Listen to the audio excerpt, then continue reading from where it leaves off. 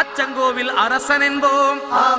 ஆரியங்காவு ஐயன் என்போம், குலத்து புலை பாலன் என்போம், எரிமேலி ஸ்ரீதர்ம சாஸ்தாவென்போம், சொரிமுத்து ஐயனார் அப்பன் என்போம், ஜோதிச ரூபன் என்போம், மகர்ஷி மர்தன் என்போம், மணிகண்ட சுவாமி என்போம்,